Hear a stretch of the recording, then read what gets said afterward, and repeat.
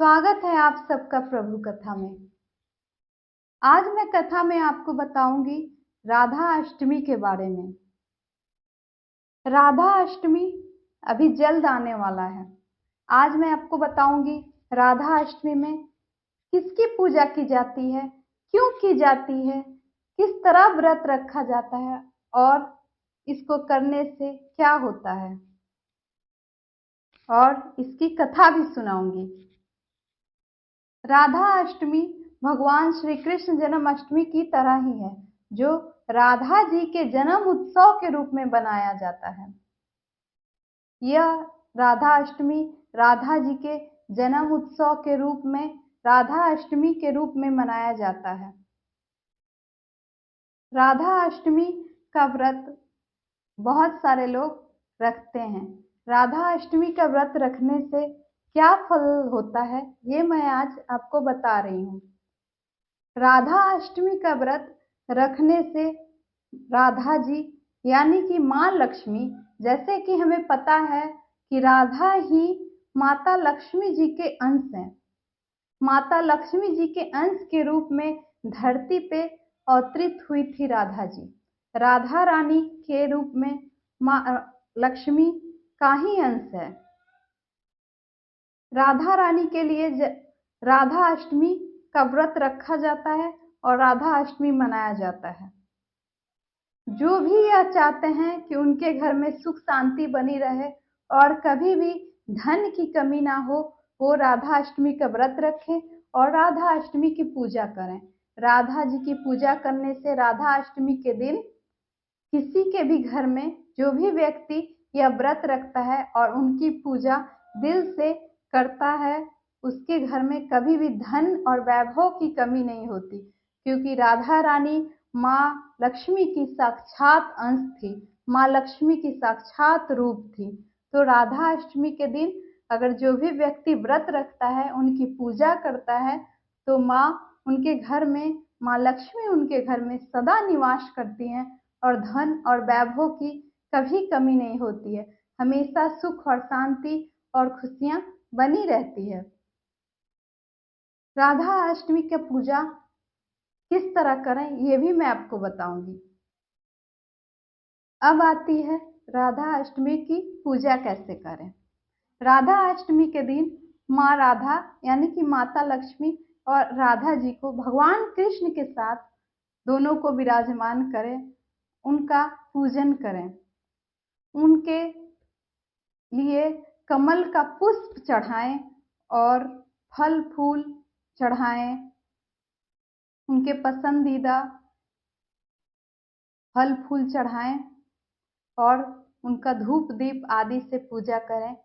तो इस तरह माता राधा, माता लक्ष्मी प्रसन्न होगी और साथ में हमारे कृष्ण कन्हैया भी प्रसन्न होंगे, क्योंकि माता राधा की पूजा करने से, राधा रानी की पूजा करने से, राधा अष्टमी का व्रत रखने से कृष्ण कन्हैया बहुत प्रसन्न होते हैं और वह हमारे घर में सुख शांति बनी रहती है। सदा हमारे घर में भगवान की कृपा दृष्टि बनी रहती है। हम सभी को पता है कि राधा रानी कौन थी। राधा रानी माँ लक्ष्मी का ही रूप थी। राधा रानी भगवान कृष्ण की अत्यंत प्रिय सखा थी। तो राधा रानी का पूजा करने से राधा रानी माँ लक्ष्मी प्रसन्न होती है और आपके घर में और हमारे घर में सदैव निवास करती है, क्योंकि राधा रानी माँ लक्ष्मी के रूप में सबके घर में निवास करती हैं और हमें उनकी पूजा अर्चना करने से सुख शांति प्रदान होती है।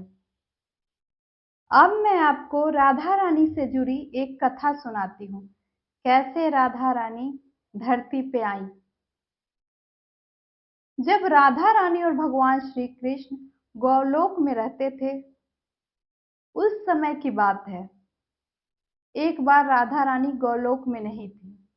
भगवान श्री कृष्ण राधा रानी के एक सखी विराजा के साथ विहार कर रहे थे, यानी कि उनके साथ थे, वहां पे बातें कर रहे थे, हंसी मजाक चल रही थी। जब राधा रानी गौलोक में वापस आई और उन्होंने देखा कृष्ण को अपने प्रिय सखी के साथ बातें करते हुए, तो उन्हें पसंद नहीं आया। वो थोड़ा गुस्सा हो गई, थोड़ा क्रोधित हो गई। अब क्रोध में आके भगवान श्री कृष्ण से नाराज हो गई। भगवान श्री कृष्ण को कुछ कह दिया, क्योंकि उन्हें अच्छा नहीं लगा कि भगवान कृष्ण किसी और के साथ, उनके अलावा किसी और के साथ बातें करें, हंसे। ये उनको अच्छा नहीं लगा, उनको अत्यंत दुख हुआ। यह सोच के राधा रानी इस दुख में आके उन्होंने भगवान श्री कृष्ण को कुछ कह दिया। उन्होंने भगवान श्री कृष्ण से कहा, मुझे आपसे ये उम्मीद नहीं थी। मुझे तो लगता था कि आप सिर्फ मुझसे प्रेम करते हैं, आप सिर्फ मेरे साथ बातें कीजिए, मेरे साथ हंसिए। भगवान श्री कृष्ण चुपचाप मुस्कुराते रहे, क्योंकि उनको पता था कि इसके पीछे कोई ना कोई राज है, कोई ना कोई वजह है। इतने में भगवान श्री कृष्ण के प्रिय सखा श्री धामा वहां आ गए। उन्होंने जब राधा रानी को भगवान श्री कृष्ण पे क्रोधित होते हुए देखा, तो उन्हें बुरा लगा, क्योंकि वो भगवान श्री कृष्ण के सखा थे। उन्हें बुरा लगा कि इतने महान भगवान को इस तरह बात करने की राधा रानी को कैसे जरूरत है, क्यों वो मेरे मित्र से इस तरह की बातें कर रहे हैं, क्यों वो उन पे क्रोधित हो रही हैं। इस तरह श्री दामा गुस्से में आ गए और गुस्से में आके उन्होंने राधा रानी को श्राप दे दिया। उन्होंने कहा, तुम 100 वर्ष तक धरती पे निवास करोगी और भगवान श्री कृष्ण को, जिसको तुम अत्यंत प्रेम करती हो, उनको भूल जाओगी।